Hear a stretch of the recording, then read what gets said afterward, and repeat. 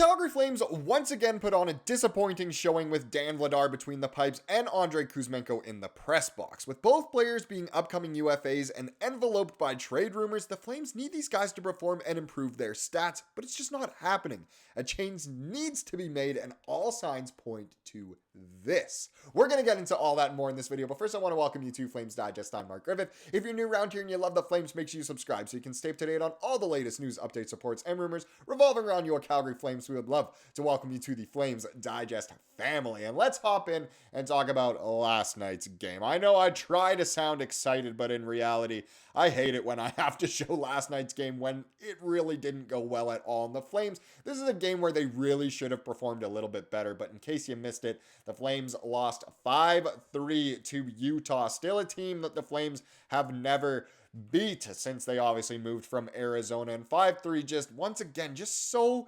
disappointing. The defense looked awful at times. You gotta feel for Dan Vladar, and we're gonna talk about him a lot in this video and get a bunch of different perspectives from the fan base about what's going on with him. But it's just really too bad that once again the Flames weren't able to get a win in a game where they really should have played better. And again, with Dan Vladar between the pipes, another loss. Is he the problem? He's not, but again, we'll get into it. But before we get into that, let's get into the box score. So Vladar, once again, with an awful score sheet here, or box score, I should say. Just stat line in general would have been the best way to say it. But either way, he gets the start. And he gets another loss, 4 goals against on 25 shots for a 4.14 goals against average and 840 save percentage. So once again, for the people that more so are just stat merchants and don't really watch the games as much, the stats look way worse than they actually were for the performance Vladar gave. Could he have maybe stopped a couple of them? Yes. Was he hung out to dry? Absolutely, he was hung out to dry a few times in this one. But again, it just really does hurt the Flames, and just Vladar's trade value, his value for his next contract, whatever he's looking for. It's just overall a terrible situation for everyone involved. And it just sucks for Vladar that that's the case. Now, if he were standing on his head more, maybe his stats would be better. But again, we can debate that all day. But before we get into all of that, let's get into the actual score sheet here. The men who were able to produce some points last night.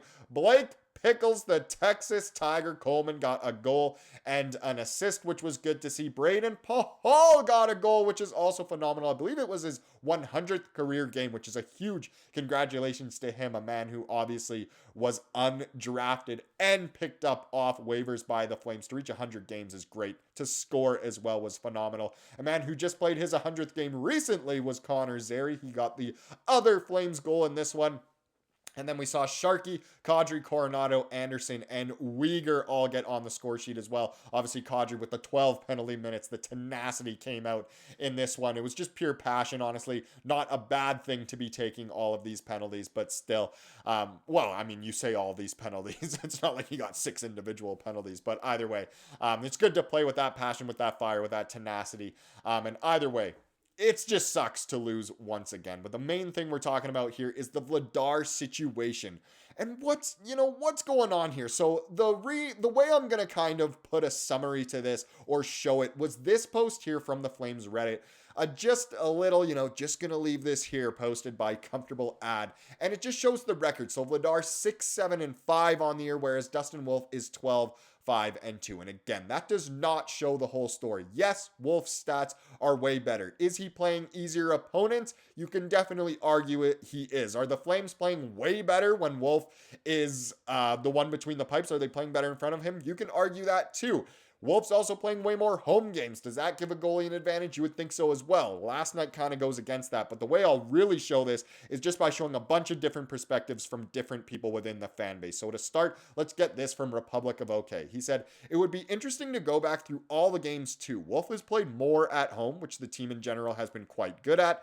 This game, he was definitely left out to dry a couple times, especially during the slow start to the third. Tough one since this is the third game in 4 days. We lost the last time we were on our 3rd in 4. So again, does Vladar get put in the worst situations, the games that are harder to win? You can definitely argue that. Either way, I think Vladar is looking about average out of the league. We don't have a huge sample size post-surgery, so ignoring the advanced stats a bit and just focusing on how he's playing, I think he's doing quite well. moving well, reading play / tracking pretty good, and has been one of the few to show up on rough nights. If a goalie gives you a chance to win, even if the team can't redeem it, I'd say they're holding up their end of the bargain. So that's a very optimistic look at it. Someone who's definitely pro Vladar here. You think back to that Vegas game, the Flames lost 3-0. Vladar kept the Flames in that game until the third period. So an interesting perspective there. Here's another one. Hard to blame tonight on Vladar. He was pretty good. He's good most nights. I don't know why the sub thinks they can just dunk on Vlad. He's doing a fine job this year. And he honestly is. Again, the stats really don't show how well he plays at times.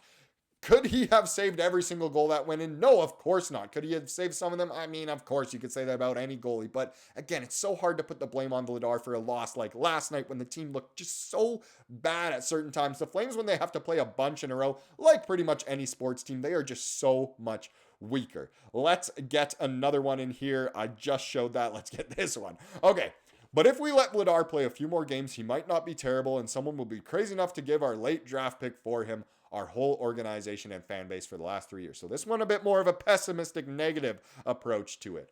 And a reply here says, yeah, at some point, it's got to just be realized that he's simply not good. He's on his third straight year of posting below a 900 save percentage. And for disclosure, I don't put most of the blame on him for the L tonight, but the larger sample size says Vladar just is not the guy. And it's a recurring theme that, you know, Vladar seems to play well even though the Flames lose, and Wolf seems to play well and the Flames win. So what's going on here? There's got to be something deeper to it. But those were a bit of different perspectives from the ones we looked at before.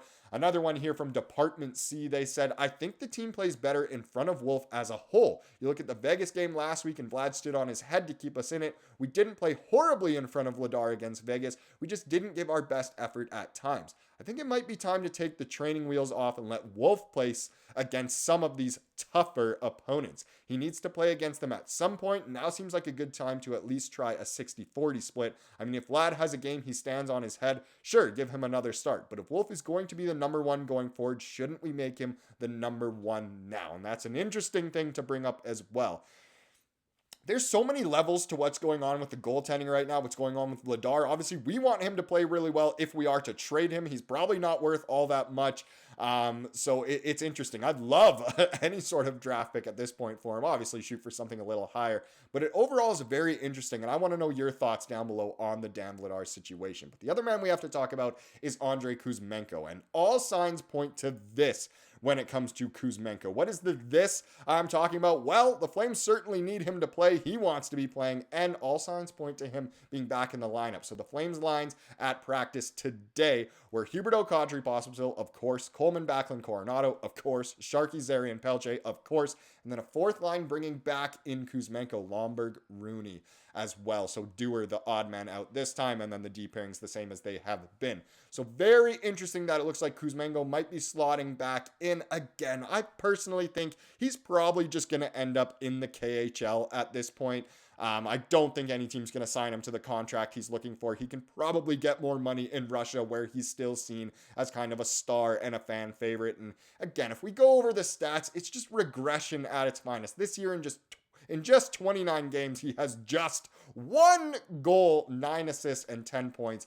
Just honestly horrendous after that amazing rookie year with Vancouver. A slow start with Vancouver last year and then turned it on with the Flames. Where is that Kuzmenko? He has 13 goals less in the same amount of games between Calgary last year and this year, which is just unacceptable. 15 points less in total. At least his plus minus has improved. That's something that we can say, but still, all signs point to Kuzmenko getting back in the lineup for the next game. But all signs really point to him probably going back home, which is unfortunate for the Flames because we did kind of want to trade him for something or sign him for the future, hoping he'd be really good. Neither of those seem to be in the picture at all right now.